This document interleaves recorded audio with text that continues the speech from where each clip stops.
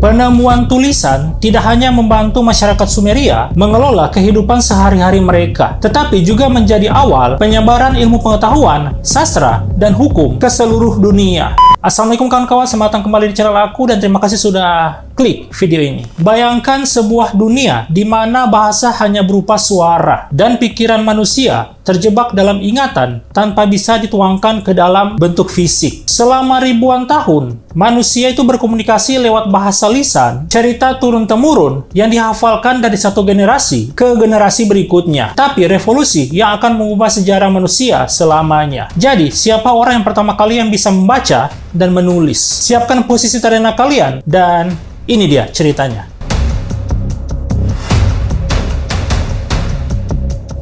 Penemuan kemampuan untuk membaca dan menulis adalah salah satu pencapaian terbesar umat manusia. Tapi, siapakah manusia pertama yang bisa membaca dan menulis? Sejarah tidak mencatat satu nama, tetapi kita tahu bahwa kemampuan ini muncul sekitar 5.000 tahun yang lalu di Mesopotamia yang kini kita kenal sebagai Irak modern. Nah, dalam Islam, Nabi Idris alaihissalam adalah manusia pertama yang bisa membaca dan menulis. Nabi Idris juga dikenal sebagai sosok yang cerdas, pandai, dan bijaksana. Nah, itu menurut pandangan Islam. Bangsa Sumeria adalah peradaban yang pertama yang menciptakan sistem tulisan. Mereka menggunakan simbol-simbol berbentuk baji yang dikenal sebagai cuneiform untuk mencatat perdagangan, sejarah, dan hukum. Tulisan ini awalnya digunakan oleh para juru tulis dan pedagang untuk mencatat jumlah barang dan hasil panen. Penemuan tulisan tidak hanya membantu masyarakat Sumeria mengelola kehidupan sehari-hari mereka, tetapi juga menjadi awal dari penyebaran ilmu pengetahuan, sastra, dan hukum ke seluruh dunia. Orang-orang yang bisa membaca dan menulis pada masa itu dianggap sangat berharga, guys, dan seringkali bekerja untuk kerajaan atau kuil-kuil besar. Tidak lama setelah Sumeria, peradaban Mesir kuno mengembangkan sistem tulisan mereka sendiri yang dikenal sebagai hieroglif. Tulisan ini lebih kompleks dan sering digunakan untuk mencatat sejarah, agama, dan bahkan menghiasi makam para raja dan ratu. Dari Sumeria dan Mesir, tulisan ini menyebar ke berbagai belahan dunia. Di lembah Indus muncul simbol-simbol unik yang belum sepenuhnya terpecahkan oleh para arkeolog hingga kini, guys. Di Tiongkok kuno berkembang sistem tulisan yang terus berevolusi hingga membentuk karakter yang kita kenal sekarang, guys. Dan di Amerika Selatan, suku Maya itu mengembangkan sistem tulisan piktograf yang luar biasa dan kompleks. Nah, tetapi salah satu lompatan besar dalam dunia penulisan terjadi di wilayah Mediterania saat alfabet itu pertama kali diciptakan, yang kita kenal A, B, C, D, E, F, G,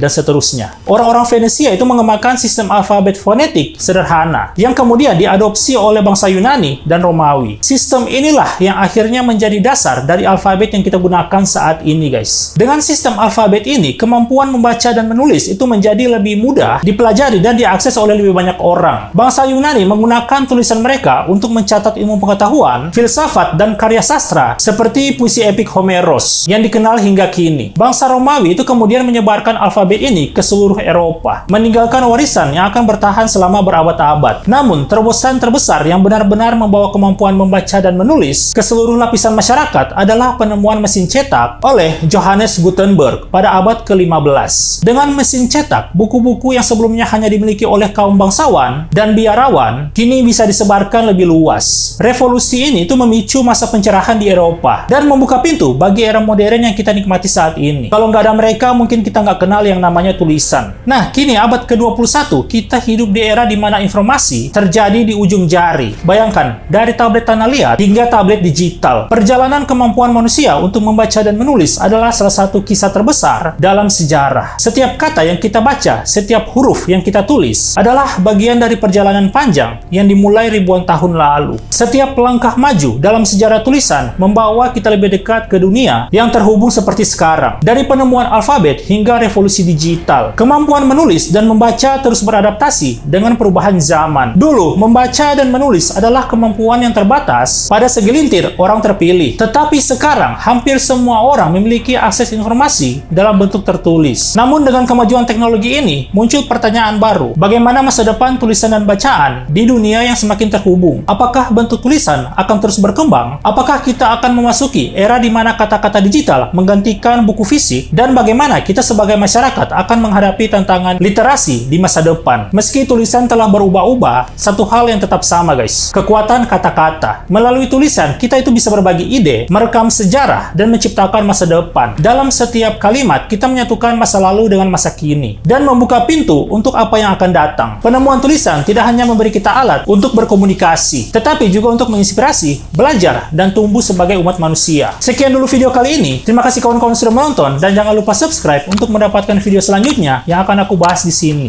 Terima kasih kawan-kawan, dan Assalamualaikum.